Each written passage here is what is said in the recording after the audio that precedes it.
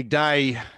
Big day. G'day, Gord. G'day, Glenn. Top up time. G'day, Gord. G'day, everyone. G'day, top up time. Here we go. Good morning. Everest. What a beauty. What a beauty. I actually love the fucking Everest. There you go. Hated it 4 years ago. But now. 4 years ago. Well, that was going to be a flop, remember? Yeah.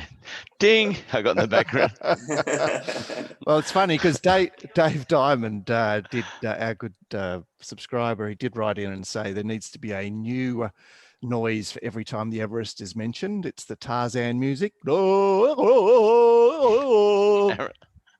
did that well. Oh, that was very good. That was in tune, wasn't it? Bloody yeah, that was in tune. I couldn't do that. I didn't even practice it. That's not too bad. Oh, wow, what talent. Yeah. Speaking of talent, we need to get amongst it today for obviously Scratching's a light on, which is a beauty, and both those reserves out of the fucking highway was a champ because they're the two I didn't do the former. Gee, I enjoyed waking up to those scratches.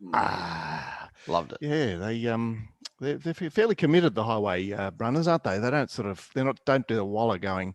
Did you read to the Kosciuszko and just go, this favourite won a highway?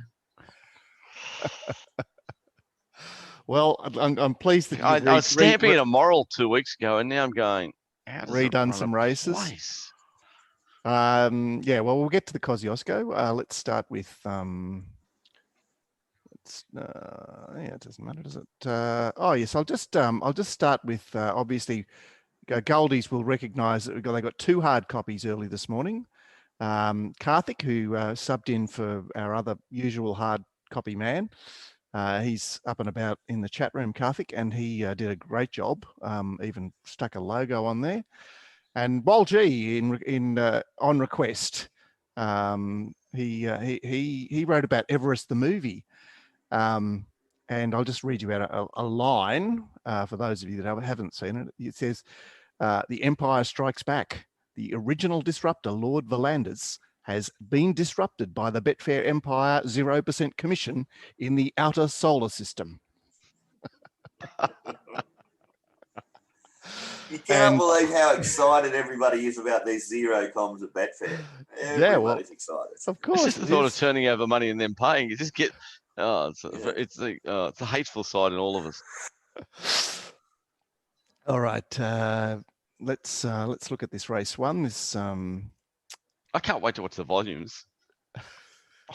Yeah, but we have to pay attention to Melbourne racing, of course, which oh, look, there's a few down there, isn't there, Gord? And as Lewis and TB got together to do a preview show for chatters and silver subscribers yesterday.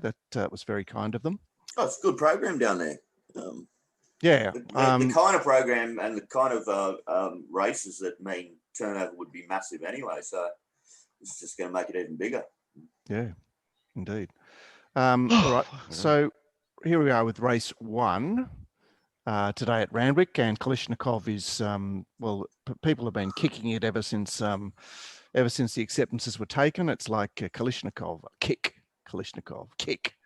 And she's all class is firm in the market, but the firmer fixed odds is Emerald Bay, 6 into 5, not reflected there on Betfair yet. The interest is actually in the Waller filly debutante, she's all class, which has had a bit traded.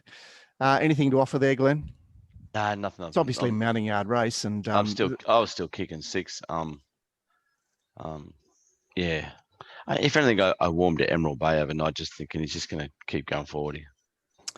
Yeah. Well, what's your view, Gord? I mean, I know you've already sort of bagged it because it had the short course trial, but what's your view on Gay just sticking with the short course trial? I mean, she it's not a usual MO. I know it's a 2-year-old, and I know it's a 1,000-meter race, but I wouldn't know. No idea. The horses and the money are the obvious chances, and it's very hard to line them up. So yeah, and there's a few billion-dollar bets at stake as well. So I saw that Wal G posted. So look out for those. Okay, the $100,000 highway, which is once a year, and it's today. Oh, sorry, there is a $125,000 highway, 2,000 meters in a few weeks at Rose Hill. Anyway, this race here lost its couple in the market there that were the emergencies down the bottom. Mr. Moppet which is the horse that I focused on the previous show yesterday. $10 into 650 is the firm one in the race. It is a bit of a gala, isn't it? Good. I think you made a very good case for Air Marshal yesterday. I must say, I did definitely warmed to that case that you made for it. T-Berry there is back slightly in distance, but yeah. I haven't changed at all, Mark. I'm back in Air Marshal on the Superstar, and would be surprised if neither of them came in place. It's a strange race.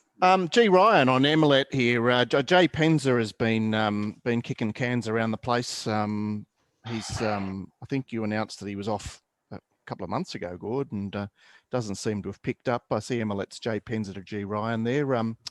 Greg getting an early field, GP, an early boo anyway. He'll be getting an early boo. I'll be asking him what. It's a shame he didn't get the ride on Baker's horse later on. What's it called? The Stale. Fun fact. Fun fact, or She's Ideal, of course. Sorry. Yeah, She's how come you're not riding She's Ideal, Greg? That'll be the first gobful he gets after getting beat at odds on in a Musselbrook Hayden. There's won 5 city races since. Thanks a lot, Greg. Good bloke, mate. No, you got to razz a bit. Stuart's probably dragged me in over, bagging jockeys. I don't care anymore. All right, that is the I'm highway. gonna bring the game into disrepute. I'm a disruptor. Yeah. What, especially with that hair and that hairstyle. We'll be showing a photo of that on Monday for the rant. Race 3, the mile. Looks like Elvis 9 into 650 and Purple Sector 650 into 5. They're the fixed odds fluctuations. Yeah, good activity there on Purple Sector. It's firm as you like. Now, Wal did write that. It's a hateful place, isn't it, guys? He did say, where is it gone now? It's race 3, of course. Yeah, Purple Sector's a new horse. Mark gets a purple vegetable thinking about it. It's the good old eggplant. It's quite common in the chat room. Yes, indeed. All right. Anything to add here, Glenn? It's the more I finish tapes off night and this morning, it's like, wow. I mean, Lure Me In, when it won that race, gee, got a PR. I mean, it's all terribly at the weights that I was. That's good, isn't it? Because look at it, his price is on the way out. Posted at 440. A good ranter, Dodd, posted a few days ago, bagging heaps of favourites. What was he bagging, Gord? He was bagging Kalishnikov in the first. He was bagging Lure Me In. He was bagging something. I actually haven't talked to him. Anyway, you can find it on Twitter. I still wouldn't be surprised if Gord's original tip goes straight to the front there, just thinking, and just bats along and keeps going. He's raced me back in 3 horses. Looks like Elvis, Just Thinking, and Purple Sector. Pretty happy to play that bracket. You're pretty happy. So you've steered away from the Lure Me In race. Well, watching the Lure Me In race again, how did Matawi get beat? Yeah. Well, it didn't get a head in front. It got like a neck. Dave Potter did point out on YouTube in response to that that's J Mac keeping something in reserve, which I'm inclined to agree with him. Jay, like the old Peter Cook days. Like the Peter Cook days, you've got to have something up your sleeve for the finish. But look, it is a fascinating race because of these weight shifts, which will direct the betting somewhat, won't they? Like Pancho down 7.5, Opacity down 6, and Purple Sector down 6, Matawi down 5.5. Yeah, and Lure Me In down 1. So I mean, I don't follow weights, but geez, they're 3 big swings out of 3 horses in the same race that all raced in the line and weren't that far away from each other. Interesting betting race, that. Which makes me think that if you are looking to back 1, 2, or 5, wait. Race 4 is the Fillies race, where the firmer is Darling Diamond. Wal did point out that he thought Dave Diamond would be a better chance in this race. Not for your $36. Anyway, yeah, not for my $36. So there it is. It's an opaque race, this one. I guess the top 2 are being laid, or certainly being resisted anyway. Eliza Bill and Only Mine remain fairly hard in the market. Anyone got something to say about this race? Yeah, I've warmed a bit more to the bottom on there, guys. It's Bargain who just absolutely hurled herself at the line at Newcastle. I Ran past Darling Dime like it was standstill and had the tick over trial. Lots to like about it. Barrier 1. Is it Rachel King, my girl? Yep. Yeah, what's her preparation for the big race like, Glenn? You made mention yesterday on the previous show it's a funny couple, isn't it? Like they're a couple, and he's the better rider, Blake Spriggs. He's going out there for one ride and a 400s chance in the highway, and they're going to win 17 million later on. Handsome is as handsome does. Anyway, good guy Blake, an underrated rider, and doesn't get the opportunities. Great rider. All right, Kosciuszko, 22,000 matched on this favourite, and it's it's 280-ish, isn't it? The firmer in the race there's two firmers, Fender into 750 fixed, and Ice in Vancouver, one of Cody's three, into $12 fixed.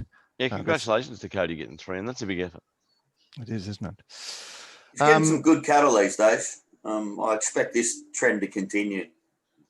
Isn't it funny how many ex-city horses are looking at these races? I mean, I speak of Redouble, Intuition, Ligulate. They all, one was Baker, the other two were blue colours that just found their way out to launch their Kosciuszko preparations. Anyway, so Gord, are you excited about getting on this horse? Because obviously it was even. We're getting on, Gord.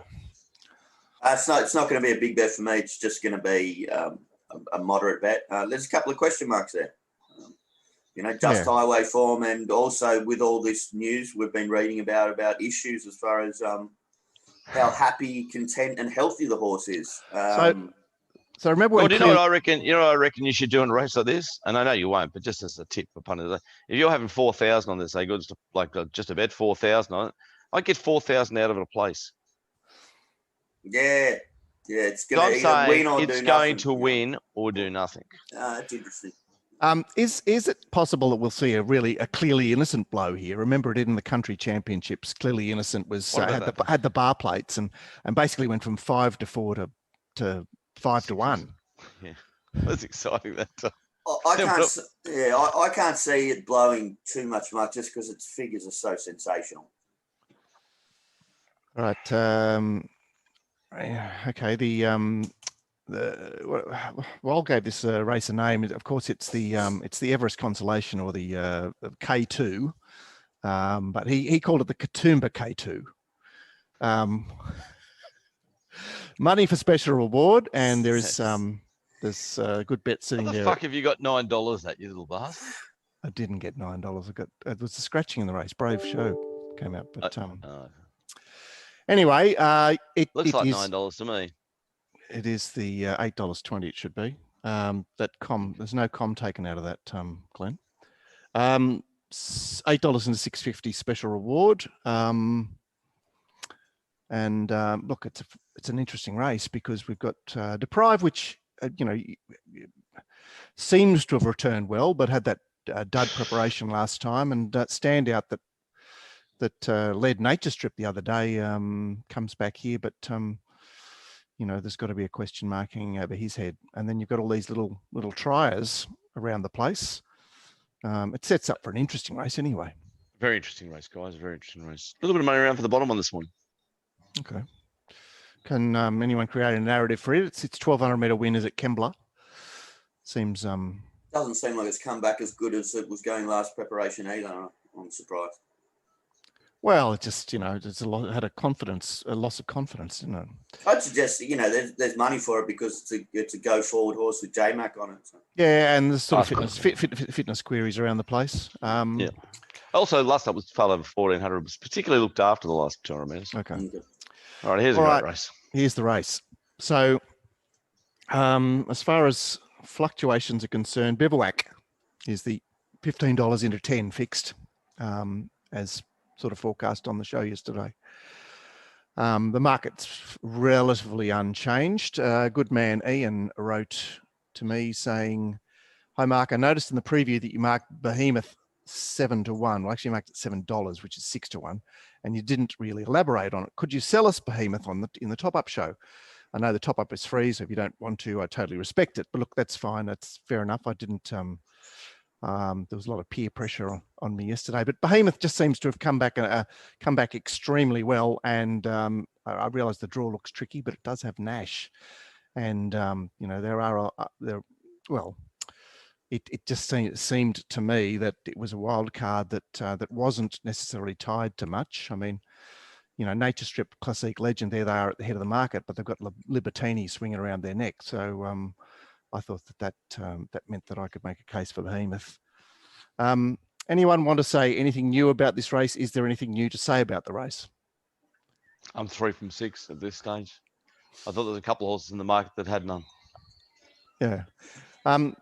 Gord, that's an attractive price as far as you're concerned, Classique Legend, isn't it? Is it what? No need to rush into it or anything. It's an open race, but just a bet. Pretty easy. It's going to stay around that 4-1 range. Well, the beautiful thing about the race is that there's 3 horses hard in the market that look like, to me, they've got none. Trash, it's got none. Behemoth, I thought had none, and Nature Strip has to dead set rally off the canvas after being knocked out a couple of times. I'll be betting into the race for sure. What about the fact that the favourite has never run in a Group 1? The caravan horses have all raced each other. Look, I know he ran in the Everest last year, so that's his ticket. But it is, and he was unlucky in it too, and he wasn't as good a horse. It's fucking moral. Good, moral. I like it. I'm back. I haven't heard this song in ages. Can you hear this song? I can't hear a party over there. Bloody hell, what it's always a party here, God. You know that. Well, no one's very interested in the head-to-head there, Nature Strip. Yeah, those head-to-head, they take off real late last 10 minutes of betting. That's about all. Okay. Oh, well, when the betting's very exposed. Very exposed, and people think, that people love to take evens to get out. Okay. People love it. And what are the rules with those head-to-heads? Do they? If you beat the other horse home, you win. It's simple as that. All right. Yeah. Okay. This bloody Craven Plate, where is Happy Clapper when you need him? Star of the Seas is trading well there and heading out. The Candyman is the overnight firmer, 13 into 10. God, you know many Candymen? What's a Candyman? Drug dealer, it's just a joke. Is it really? Okay. There you go. I wouldn't know stuff like that. Thanks, Jesus. Mate, I'm number 4. I'm lifeless ordinary, so don't even get fucking started. It is one of these pineapple races, isn't it? Well, we did put the field in the quaddy bar, Morton's Fork. Tell us what we think of it. And I think going after the race again, I think we've done the right thing because I can, Yeah. Where do you look? It's a gala. Hmm. We did bag Quintessa a bit yesterday on the show when it was single figures, and now it's heading north. Yeah, but no trading, so yet to be revealed, I think. All right, the penultimate is, I thought this was an interesting 2,600 metre race. Paths of Glory is looking very solid there for a 3,600 match at a very early stage. There was no fixed odds mover. Interesting assignment. She's Ideal on the 7-day backup, 2,000 to 2,600, but off a very eye-catching win. And then you got Bremen Rocks, who just flapped around in the breeze there in the Metropolitan. He's a pretty honest, durable, and reliable ball-up stayer. With the man back on board. All right, the nightcap is Julian Rock, the firmer overnight. Best Stone on the way out. No one's really got a clue about this race at this stage. Obviously, the pattern will come into play as well. If Lucky Lane 8 is in operation, Dancing Gidget will certainly have plenty of fans. This is known as the Canterbury lead-up. Glenn, anything to add about this race? I'm still keen on Mirror Vision, guys, but I want all of $6 to have a bet. And I think Dancing Gidget's going to get out to a backable price looking at that. And you guys have got a very good narrative for the bottom one. I'm going to cover it for sure. Yeah. Yeah, it's definitely going to get to a backable price, Dancing Gidget. You're going to get $7 or $8, good. All right, let's look at a pretty opaque card at Randwick today. Obviously, pattern will be key. Dave Dwyer today is offering bobs on all the major meetings. His Everest special is money back for second on Nature Strip and Libertini, up to $200 in bonus bets. And there's 30 odds boosts for the week with the code Everest20. So that's what he's up to. And as Glenn mentioned earlier, Betfair's 0% on Caulfield, 10 races. So they had a half an inch of rain overnight. I haven't checked this morning, Gord, but I think there was some suggestion that it may not rain during the day. Okay, well, that's interesting because wet weather's dramatically going to change the pattern on the day. See, the Metrop winner is in the Caulfield Cup. It ran third in the Caulfield Cup last year when it was a bag of bones, and now it's like 16-1 today, whatever it is. Yeah. Look, I'm getting 95% chance of rain, Mark, 4 to 10 mils today down there in Melbourne. So could be some roughies lobbing. All right. I remember one of my favourite Caulfield Cup programs was Lord Reams in 1987. I was working up at Newcastle on the day, and stuck in my mind. I'm watching Sonny and Cher in the background here singing "I've Got You, Babe" from 50 years ago. Yeah. Jesus Christ. Poor Sonny ran into a tree. What a way to die. I like the way you actually phrase that too, Glenn. 50 years ago. Fucking hell. Hey, listen, sealing the sea. Cher still looks the same. When are you going to start wearing, those headbands, the guys with long hair? Oh, yeah, with the comb, the headband with the comb? No good. What about the man bun? Is it the top knot man bun? That's what he's going for. Oh, yes. Beautiful. Hey, look, Glenn, I'm jealous. At least you got something up there.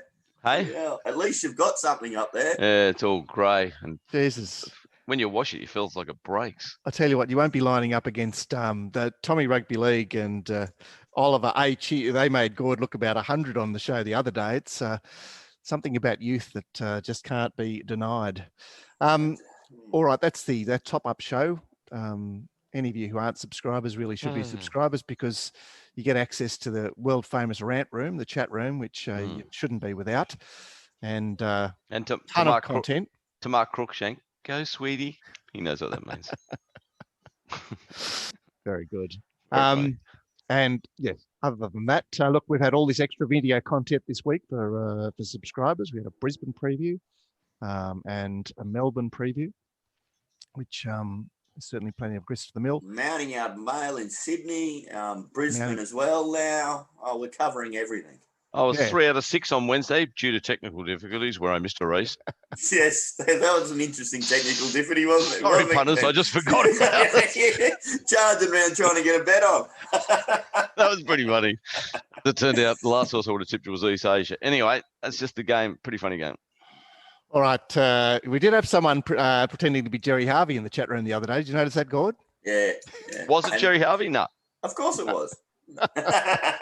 We'll leave it up to the imagination. Anyway, look, climb on board. If you've not tried us before, 2 weeks for free, and there's just an amazing amount of content here to sift through. You shouldn't be without it, and we hope to see you very soon. And Ranters, we'll see you back here on Monday for a look at what's happened today. See you guys. Good luck.